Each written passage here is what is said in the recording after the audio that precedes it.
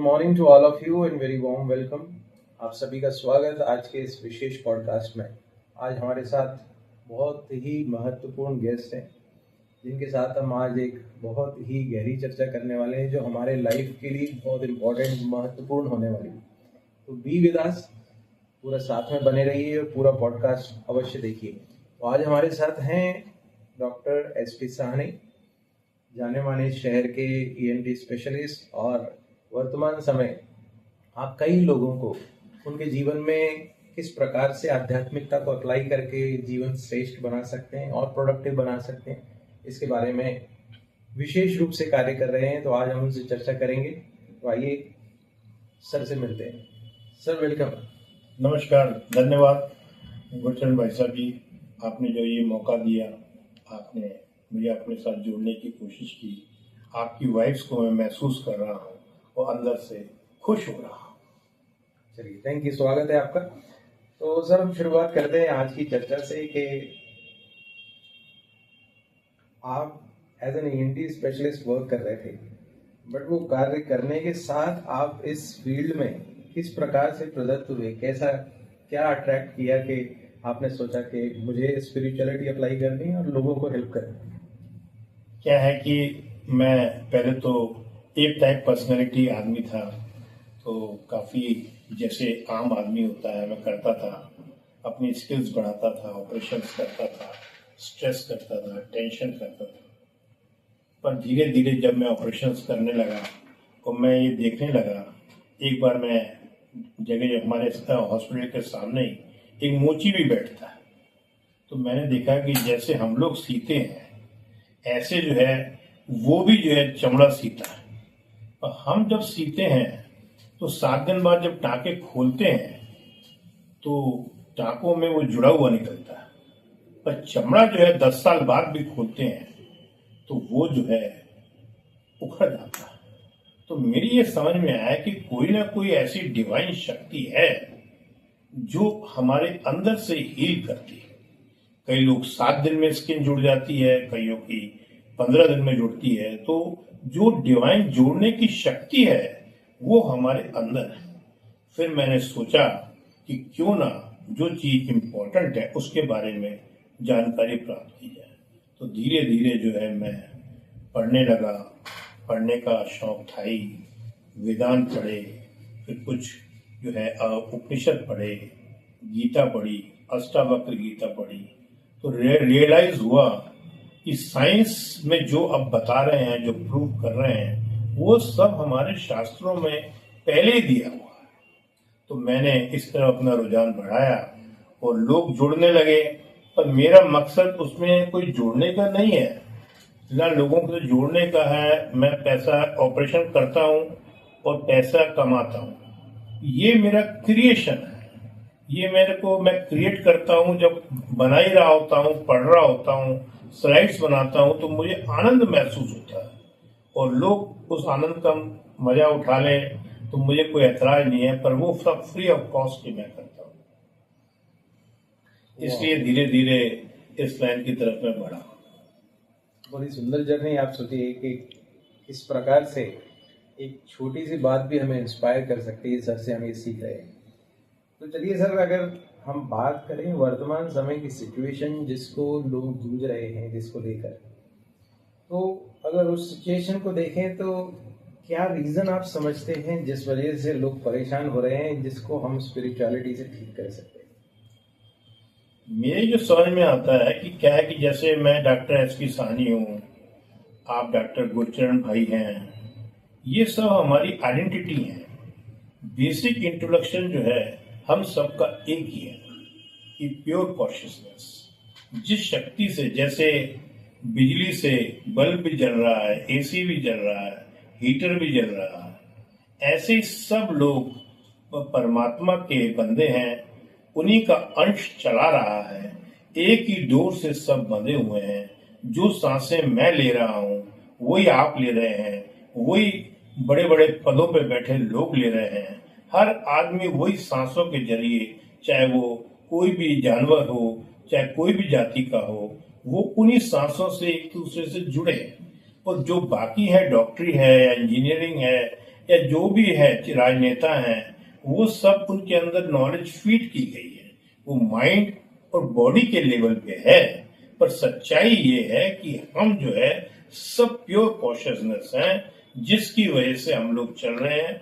जिस दिन हमको ये समझ में आ जाता है तो हमारा माइंड रिएक्ट करता है, बॉडी एक्ट करती है, वो हम साक्षी बन जाते हैं, तो हमें कोई इतना परेशानी प्लेजर और पेन में नहीं होती है।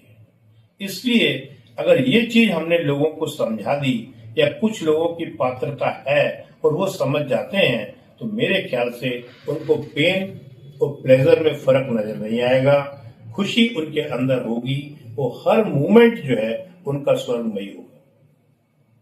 ओके, तो देखिए, अब बिल्कुल आप वाजिब बात कर रहे हैं कि हम इसको इस प्रकार से देखें कि we are a part of like bigger bigger universe, हम उसका एक हिस्सा हैं।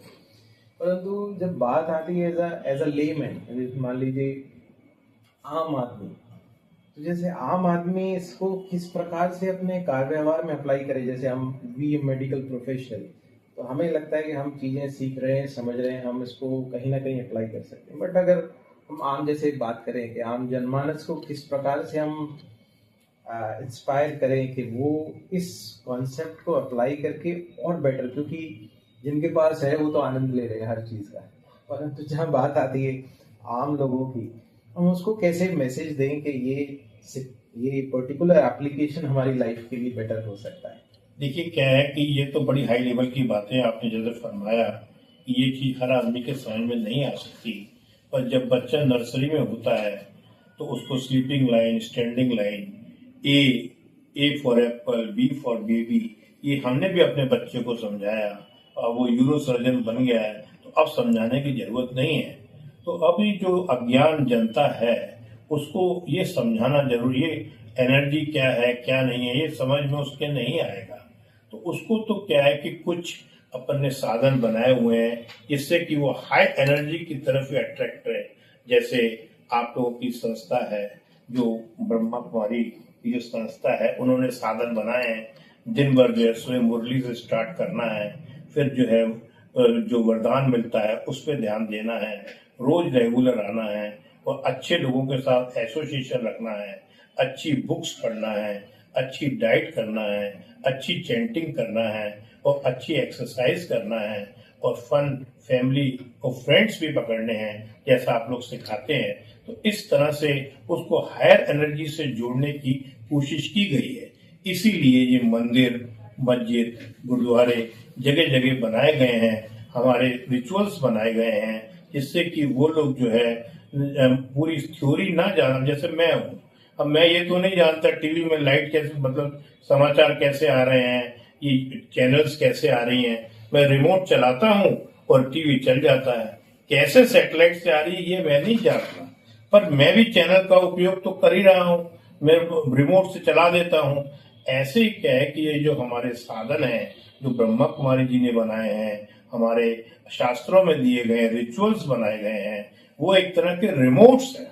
उन रिमोट्स के जरिए उनको इस तरफ लगाया जा सकता है और मैक्सिमम टाइम अगर वो इस हायर एनर्जी से कनेक्ट रहेंगे तो जो लो एनर्जी की चीजें हैं उनसे अपने आप वो दूर होना सीख जाएंगे। यही एकमात्र तरीका है, धीरे धीरे उनकी पात्रता बढ़ेगी और फिर वो जो है सच्चाई ज्ञान को समझ पाएंगे। ओके, तो ये अगर हम सिंप्लीफाइड वे में देखें तो बजाय इसके कि हम इस बारे में ज़्यादा विस्तार में जाएं कि चीज़ें कैसे होती हैं, किस प्रकार से होती हैं, इसको प्रैक्टिकली अप्लाई करके अपनी संगत चेंज करें और अपने कार्य व्यवहार पे ध्यान दें तो हम अवश्य इससे लाभ प्राप्त कर सकते हैं। Thank you sir. तो अब ये बात हो गई दूसरों के एप्लीकेशन की। अगर हम बात करें कि आपने जब से जर्नी शुरू की है, आपको अपने में क्या परिवर्तन महसूस होता है जो आप लोगों के साथ शेयर करना चाहेंगे? मित्रों, मैं अपना प्रैक्टिकल एक्सपीरियंस बता रहा हूँ। मैं पहले एक टाइप की पर्सनैलिटी था, समय समय पे गुस्सा करता था, हर चीज में इरिटेट होता था। अब मेरी वाणी में मधुरता आई है, जो मैं पहले गाली गलौज किया करता था वो भी सब बंद हो गया है। धीरे धीरे फॉरगिवनेस, धीरे धीरे जो है लोगों के साथ कंपैशनेट होना। किसी ने कह दिया कि मैं आधा घंटा लेट हो गया तो उसको डांटना नहीं, उसकी जगह पे खड़े होके मैं सोचता हूँ कि हो सकता है कि पानी गर्म ना हुआ हो या कुछ घर में प्रॉब्लम हो, उनकी स्थितियाँ हों। मैं अपने स्टाफ के पूरे घरों में जाके देख चुका हूँ, उनकी स्थितियों को देख के मैं आया हूँ। और मैं जब भी वो कोई प्रॉब्लम मुझे बताते हैं तो मैं उनकी स्थिति में अपने आप को खड़ा करके देखता हूँ, तो मेरे अंदर एक प्रेम भाव आता है। मेरे अंदर जैसे जैसे मेरी उम्र बढ़ रही है और ये मेरे को ज्ञान मिलता जा रहा है परमात्मा की कृपा की वजह से, मैं हर वक्त अपने आप को ब्लेस समझता हूँ। और मेरे अंदर ऐसा मैं महसूस करता हूँ कि प्रेम का फूल खिलता जा रहा है। और मैं जो हूँ हर एंगल से, मतलब नेम, फेम और सक्सेस, मैं बिना एफर्टलेस, पहले बहुत एफर्ट करता था, अब एफर्टलेस मेरा जो है नेम, फेम और सक्सेस अपने आप बढ़ती जा रही है। पहले मैं स्लो नहीं था, फास्ट था, भागना है, एक कार नहीं दूसरी कार नहीं तीसरी कार। अब मेरे मन में जो है एक स्टेबिलिटी आई है, मैं एक स्लो डाउन हो गया हूँ। मैं पब्लिक में जाना, सेलिब्रेशंस में जाना, पार्टीज में जाना, अपने नाम के लिए भागना, ये सब जो भागा दौड़ी है बहुत कम होती जा रही है। तो मैं कभी कभी ये महसूस करता हूँ कि पहले मैं एक, समझ लो, नमक का डेला था और मेरे को ओशन में फेंक दिया गया था इस ब्रह्मांड में। तो मुझे ऐसा लग रहा है कि अब वो जो डेली है पिघल रही है। तो मुझे लगता है कि जब जो समय है, धीरे धीरे अगर प्रैक्टिस करता रहूँगा और आप जैसे लोगों का एसोसिएशन मिलता रहेगा, तो मैं धीरे धीरे जब तक ओशन के नीचे पहुँचूंगा तो मैं उसमें घुल जाऊंगा। और यही मेरा एक मकसद अब इस लाइफ का बचा है। कमाल है ना, देख रहे हैं ना दोस्तों, एक कैसे पर्सनालिटी में परिवर्तन हम अनुभव कर सकते हैं सर की लाइफ से। तो ये तो एक एस्पेक्ट हो गया सर, बट जब हम आपकी इस विशेष स्टोरी को सुनते हैं, आपके अनुभव को देखते हैं, तो क्या आपको ऐसे नहीं लगता कि हम कट रहे हैं समाज से? जैसे लोगों में मान्यता है कि हम स्पिरिचुअलिटी में जाएंगे तो हम समाज से कट जाएंगे, हम अपने अपने में ही रह जाएंगे, लोगों के साथ इंटरेक्शन कम हो जाएगा। कहीं ऐसा आपको अनुभव तो नहीं होता? क्या कहेंगे? देखिए, हर चीज के साइड इफेक्ट्स होते हैं। जब आप सोशली रूल्स नहीं मानते हैं, भीड़ से कटते हैं, तो आपको ये तो सुनने में बढ़ता है, ये तो सुनने में आएगा ही कि इसमें ईगो आ गई है, लोगों से कटने लग जाते हैं। जो कौवे रूपी लोग हैं वो हट जाते हैं, हंस रूपी लोग जो है हमसे जुड़ने लग जाते हैं। ये तो स्वाभाविक होता ही है। अब हम लोग स्ट्रेट फॉरवर्ड हो गए हैं, जिसकी शादी में जाना होता है हम बोल देते हैं कि जरूर आएंगे, जिसकी शादी में नहीं जाना होता हम स्ट्रेट फॉरवर्ड मना कर देते हैं कि मैं नहीं आ पाऊंगा। अब भीड़ हमें अच्छी नहीं लगती, हमें पिक्चरें इतनी अच्छी नहीं लगती। कभी कभी जाते हैं, ऐसा नहीं है कि नहीं जाते हैं, पिक्चरें भी जाते हैं, मॉल में भी जाते हैं, शादी में भी जाते हैं, जहाँ बहुत ज़्यादा व्यवहारिकता की जरूरत है तो सिर्फ जाते हैं, अपना उनको वेल विशेष देकर, अपने प्रेम जहाँ भाव होता है वहीं जाते हैं। ये बात आपकी बिल्कुल सही है कि आदमी अकेला हो जाता है, तो अकेले होने में का आनंद पहले तो हमको नहीं आता था।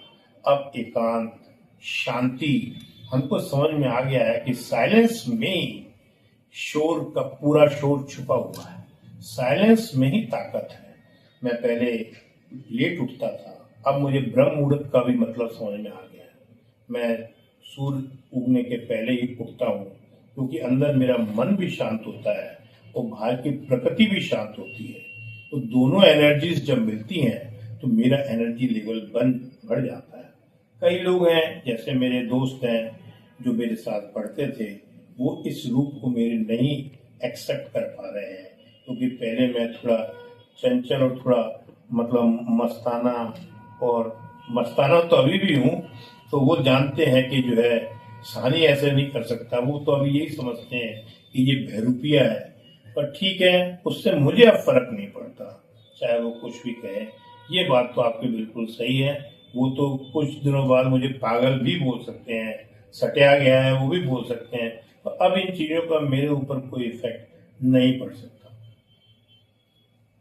Yes, thank you sir. तो what मतलब कहने का तात्पर्य ये हो रहा है कि हम अब जो इम्पोर्टेंट चीज़ें हैं हम उस पर ज़्यादा फोकस कर रहे हैं जो मेरे लिए इम्पोर्टेंट है। पहले जो मैं समझता हूँ हम दुनिया को प्लीज़ करने की कोशिश कर रहे थे, हम अपने आप को जस्टिफाई, अपने आप को ज़्यादा अच्छा शो करने की कोशिश कर रहे थे, जिसकी वजह से जो इम्पोर्टेंट चीज़ें थी वो छूट रही थी।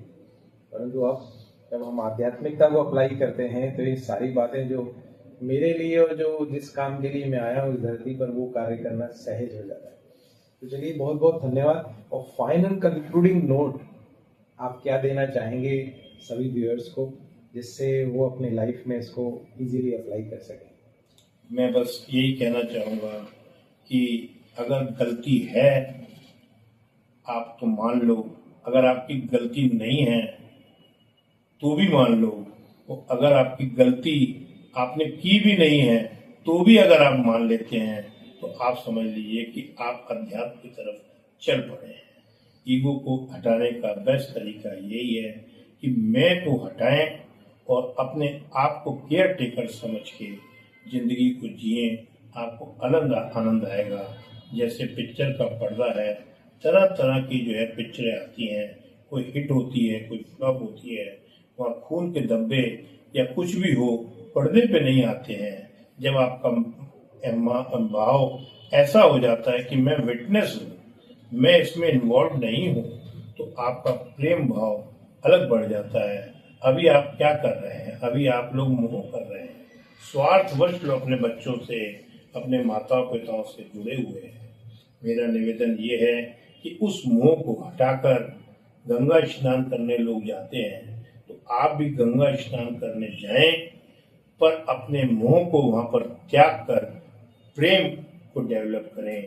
प्रेम जो है एक अलग चीज है, और प्रेम को ही डेवलप करना धीरे धीरे शुरू करें और मोह को हटाएं जिसमें स्वार्थ बसा हुआ है। धन्यवाद। वाह, इट्स एन इंस्पायरिंग जर्नी। देखा दोस्तों, हम सबने इस बारे में विशेष रूप से जाना समझा किस प्रकार से स्पिरिचुअलिटी हमारे पर्सनालिटी को अफेक्ट करती है। तो आगे आने वाले समय में और बहुत सारी बातें हम सर से करेंगे।